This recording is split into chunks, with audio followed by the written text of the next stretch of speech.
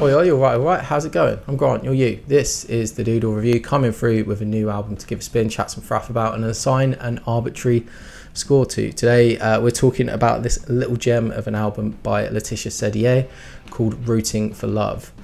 2024 has been a great year for music so far. Specifically, though, I think it's been unbelievable for feminine powered art rock. The Last Dinner Party, St. Vincent, Sleater Kinney, Nadine Shah, Chelsea Wolfe, Kim Gordon, and I'd like to submit Rooting for Love, a new album from Laetitia Sadier that dropped back in February for your consideration if any of those artists have been in your listening rotation so far this year. Sadier is most known as the frontwoman of the cult 90s krautrock meets art rock fusion project STEREOLAB. They're a band that I've always wanted to get a lot more acquainted with, but I have some minor knowledge of the group from back when I went through a huge Deer Hunter obsession back in the day. That band's frontman Bradford Cox would often cite STEREOLAB as an influence, and as such I have a few tracks from their Refried Ectoplasm compilation in my library.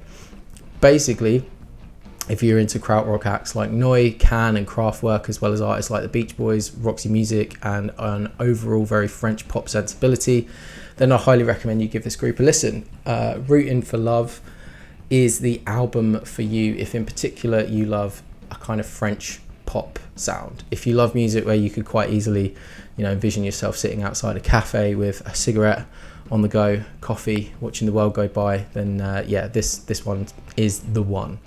There's one element of this style in particular that I just find completely irresistible, and that is the use of bass, often played on a slightly muted, what sounds like a precision bass or maybe even a baritone guitar.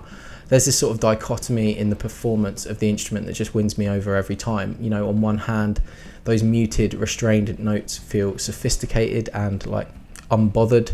Take one Ultra Attente, for example, very measured, very short attack on the notes using a pick but not striking with any urgency. It's just chilled. But at the same time, it's super in the pocket, propelling the track forward with a sleazy disco energy. To put it bluntly, this bass performance fucks. Disco is a style that's quite often camouflaged within this French sophisti-pop art pop collection, and not just from the bass performance. The Inner Smile introduces some jazz flute into the mix that initially embellishes the hook with a little melody, but later goes all out in a solo that flares outward, distorting with like Midnight at the Jazz Club energy. I love Sadier's lyrical directness and personality on display in Don't Forget Your Mine, a song that couldn't feel more what I think of as like a French perspective on the scenario at play.